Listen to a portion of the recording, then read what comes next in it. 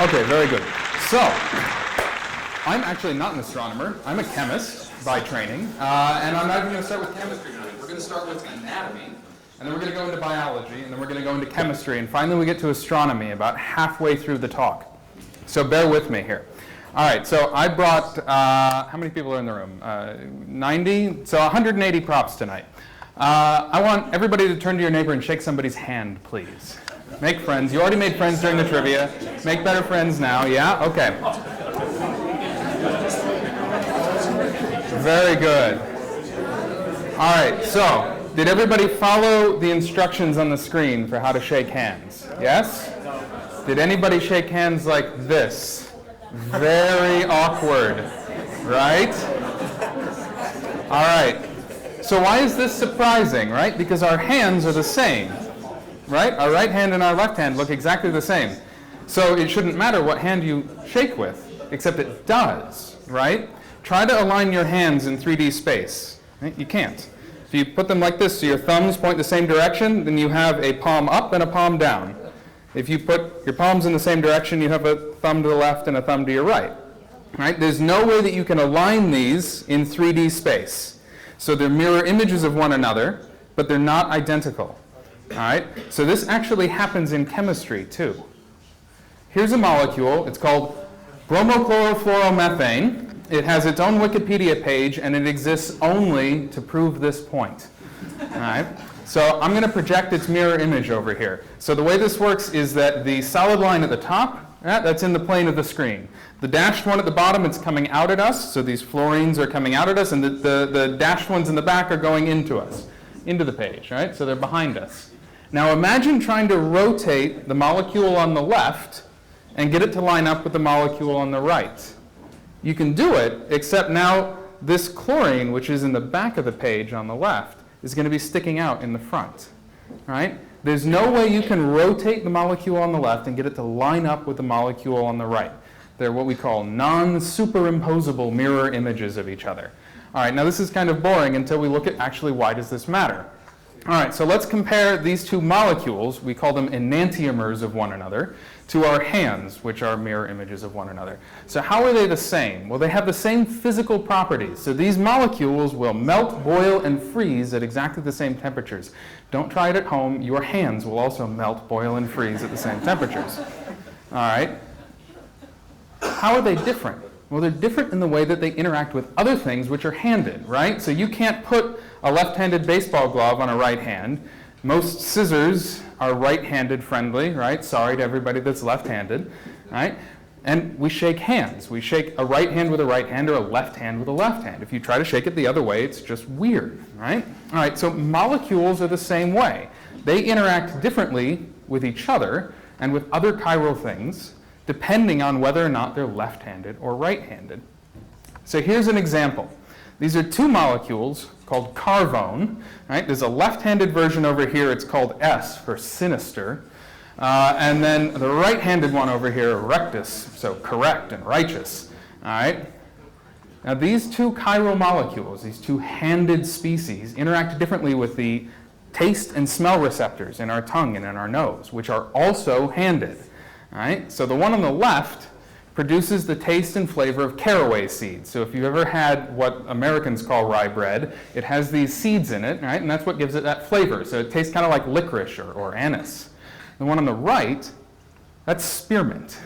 Right? These are the exact same atoms. They're bonded together in exactly the same way. They're just mirror images of one another, and they taste and smell completely differently, right? Which is kind of crazy. Now, in our biology, we have handed molecules as well. So all the proteins that are in us or in the food that we eat are made up of molecules called amino acids. Right? They're Legos. You just click them together to make different proteins that do different things. There's 19 or 20 of them, I don't remember offhand, that you click together in whatever sequence you want. And all but one of them is chiral. Right? So the simplest one is kind of boring. It doesn't have handedness. Right? But all the other ones are either left-handed or right-handed. And if you look in our biology, in fact, if you look at any organism on Earth, any plant, any animal, anything that's alive, it uses only left-handed amino acids. No right-handed ones whatsoever. And that's a little weird, right? Because it's not like one is lower energy. It's not like one provides us more energy. It's just that we've picked one. Right? And as a consequence, we can build up really complex structures. Right? So our DNA and our protein structures are all only possible because we use only one-handedness of molecules. But there's no reason, no energetic reason, why we should have picked left over right. So why are we only left? Well, here's a consequence of why we're only left. If you go to a burger shop and you order a burger, you can get a really tasty burger that will give you lots of nutrition, right? That's because all of the proteins in that burger are also left-handed, so we can consume them, we can use them for energy. If you were to go to a opposite Five Guys, an opposite burger shop that's on a different planet, and the proteins were right-handed, they wouldn't do anything for us. In fact, they might be poison. One other cool example of this is that sugar, actual table sugar that makes all of us happy and also large, the right-handed version of it is what we are used to consuming. The left-handed version of it does nothing. It still tastes sweet, but it has no caloric value whatsoever. It's the perfect artificial sweetener, and it costs something like $10,000 a teaspoon to make. All right? So if you're really, really rich, you can have all you want. The rest of us, not so much. All right, so why are we like this? Well, it depends on how you think life started. All right? If you think life started around these called black smokers, these hydrothermal vents at the bottom of the ocean, well, the minerals that make these up are also handed. All right? So if the first organisms formed by climbing up the sides of these smokers, by attaching themselves and their molecules to these chiral crystal lattices, then they'll imprint that preference, that left or right-handed preference on those molecules. And so we can build up an excess that way. All right? You can also just say it's random chance. Right? So you roll a d20 if you're a D&D fan here, right? And so we hit a natural 20 instead of a natural 1, so that's great. All right, we're all left-handed and we can exist. I think there's a more interesting way that we could have this happen. All right, so back in the 1970s, I think, there might be a date on this slide, there's a tiny little town outside of Melbourne here down in Australia called Murchison. And this large meteor, and here's what remains of it here, crashed outside this town. Now, this meteor is really important to us because the townsfolk went out, they collected this meteor, and they immediately put the pieces of it in their freezers until the scientists could come and get it, which is really cool. So we have pristine samples that have been really well cared for, so we can look in detail into these meteors. And when we look, guess not, when we look inside this meteor, we find that there are amino acids. There are the building blocks of proteins delivered to our planet by these meteors. And it turns out there's actually a little bit extra left in these meteorites. Most of the amino acids are 50-50. That's kind of what you would expect from random chance, yeah? But none of them are excess right-handed, right? Some of the left-handed ones are like 10% extra, right? That's a lot to kickstart us on the path to being left-handed in our amino acids, right? So, how do you actually get that excess of left-handed in the meteorite? That's where the astronomy comes in. That's where we ask the question of how do you put molecules into this meteorite back when the early solar system was being formed to deliver to our planet, right? How do you actually build that in the first place? Why is it not 50-50? Why is it not random chance? Well, there's a couple of different options, right? First option is here. If you have a nucleus that undergoes radioactive decay, and ejects an electron, call it beta decay. Right? There have been some studies in the last 40 years or so looking at the way these electrons come off. And it turns out that no matter where you are in the universe, these electrons come off and they're either left-handed or right-handed. The electrons themselves spin in a spiral motion. Right? And it turns out there's a slight preference to be left-handed in those electrons. Right? And that's going to selectively destroy a few more of one-handedness of a molecule versus the other. It varies from molecule to molecule, but it'll destroy a little bit more of one than the other. So that would lead us to believe that if this is the way that the excess is built up, then everywhere in the universe should have the same handedness preference as we do. All of the life should be extra left-handed, perhaps. Now that's okay if that's the answer, but I think that's a little boring because that means that we're all the same, no matter where we might find life. There's another way to do it, though. And that's in these massive clouds of gas and dust where stars are forming. The stars themselves put out ultraviolet radiation, ultraviolet light, and that light is also circular. It's polarized. It has a left or right-handed. And the amount of left or right, the extra, varies from star to star. It varies from place to place within our galaxy and within the universe. And that light will selectively destroy a little bit more of one-handedness of a molecule than the other. And so you can imagine that maybe we're born around a star, around a source of light that destroyed more of our right-handed amino acids. So that's why we have the extra left in our meteorites. But you go someplace else, had extra left-handed light, destroys all of the left-handed amino acids and builds up extra right. Right? That means that life changes depending on where you are in the galaxy. I think that's really cool, and that's actually a problem that we could test. Right? We can measure the excess left-handed or right-handed light. Now all we need to do is detect a molecule, a chiromolecule, a handed molecule in these regions and see is there more left-handed or right-handed to go along with it. So that's what I do. I'm a molecule hunter. I go looking for molecules in space. I try to identify them in the different regions where we see them in our galaxy, figure out what is out there to build life with. Here's all of the molecules we've seen in space so far. This is like 200 some odd, right? You don't have to take anything other away from this than, I think this is really cool. These are all chemicals that we've definitively identified outside our solar system. We've never sent a probe out there. We didn't go out and collect a sample. We're just looking at these molecules as they shine light down on us. As they rotate and tumble and spin end over end in space, they emit light at a very specific set of frequencies. All right, now something that's cool about these frequencies, if you take your hands, and it's a little hard in here because we don't have lights shining down, right? But if you look at the shadow of your hands on the ground, you can't tell whether it's a left hand facing down or a right hand facing up. They cast exactly the same shadow, right? And same thing with molecules, right? The shadow that these molecules cast, the pattern of light that they give off is identical, whether they're left-handed or right-handed, but they're unique to every single molecule. There is no molecule in the universe that has the same pattern of light, the same shadow as another molecule. Right? So they're unique fingerprints, and we can go looking for those in space. So here's our two molecules that I'm going to go looking for. It's called propylene oxide. It's used to make like plastics here on Earth, so it's not really relevant to our biology, but it is handed, right? They're non-superimposable mirror images. You can't actually rotate one into the other.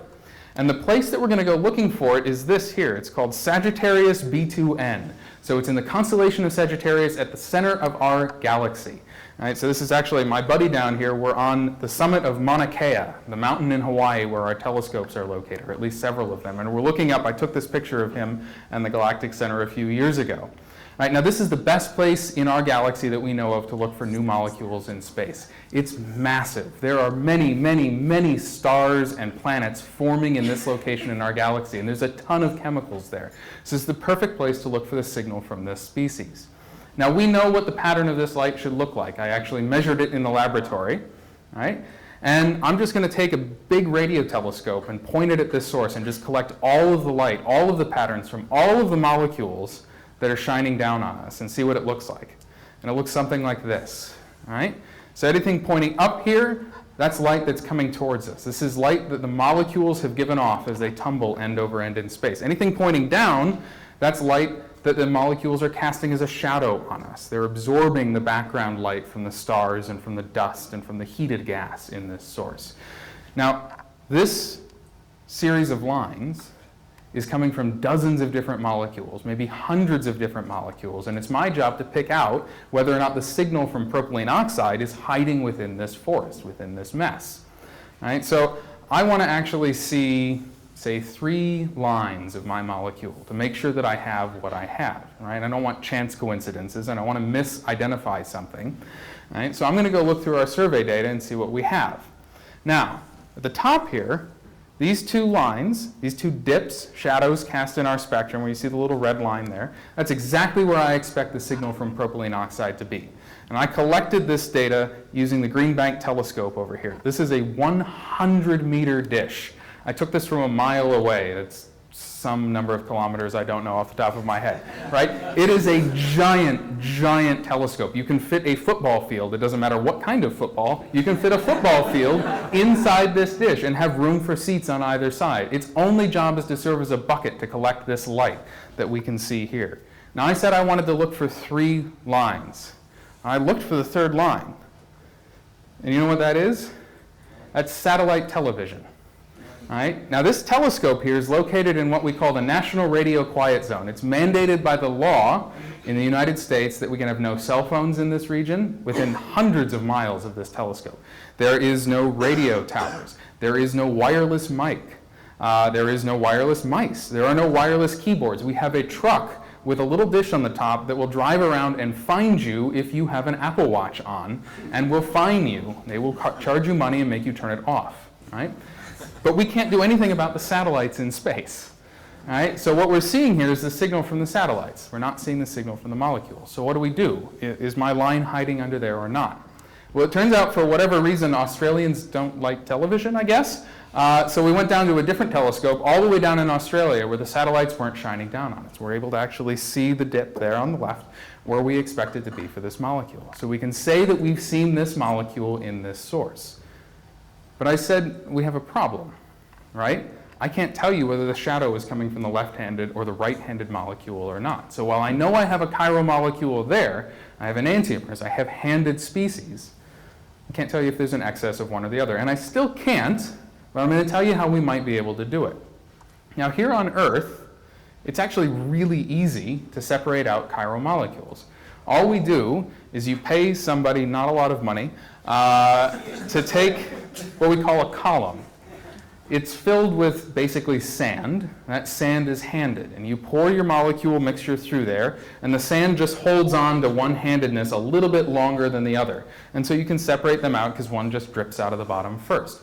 It's a little more complicated than that in industry, but this is fine. All right? I can't do this with my molecules in the galactic center because they're 25,000 light years away. I don't have that much time. So instead, we're going to try another trick. And what I'm going to do here is I'm going to put up a fake scenario. So anybody play Fallout? Yeah? Okay. So I'm going to say that we have a guy here that shoots bolts. So just, screws. And he's going to shoot left-handed bolts here. Right? And he's going to shoot it at a pile of right-handed nuts. So what's going to happen when a left-handed bolt hits a pile of right-handed nuts? Well, most of the time the bolt's just going to get stopped because it's a giant pile of nuts, right? Not much is going to make it through. So we're going to say that the percentage stopped here goes very high right in the center of the pile. So you shoot to either side and most of it gets through. You shoot in the center of the pile, most of it gets stopped. Nothing's going to happen here because you can't actually thread a right-handed bolt onto a left-handed nut. It doesn't work. Right? But if instead I take a left-handed bolt and I shoot it at a pile of left-handed nuts, what happens? Well, most of the time it's just going to hit the pile of nuts and stop, just like it does up top. But once in a million chance, one of those nuts is going to thread onto one of those bolts, and it's going to stop it that way. And what you end up with is just a few more, maybe 1 in a million or 1 in a billion of those nuts is going to thread on and stop one of those bolts when they match. And the same thing happens for light. Ooh, there it is. So if you have a chiral molecule and you have light from the background source, if it's just emitting at you, we're going to get the same pattern, whether or not it's giving off light from the left-handed or the right-handed. Right? So that's what you see right there. If it's an achiral molecule, meaning it's not handed, well, then it doesn't matter. Left and the right-handed light look the same. But if it's a chiral molecule, say propylene oxide, and we can separate out the right-handed and the left-handed light, right, and there's a little bit more of one-handedness or the other, it's going to absorb a little bit more of that light in one-handedness or the other. And we can pick that apart to see this signal. Now, this is technically quite easy to do, right? Our telescopes already separate left-handed and right-handed light. It's just that the signal is something like a part in a billion or a part in a trillion. And right now we can calibrate, meaning we have an accuracy of something like a part in 100 on our telescopes. So it's a very, very weak signal, right? And we can't quite yet detect that level of accuracy, but we're getting there, and it's not too far in the future. So what do we actually need to do that? Well, there's a couple of different ways that we can tackle this. We can build new telescopes, since we have up here one of these space-based telescopes, kind of a successor to the JWST or a complement to the JWST here, that's going to let us measure that excess polarization, that excess right or left-handed UV polarized light. And we can use other telescopes in the radio here to actually map out the distribution of those molecules on the sky.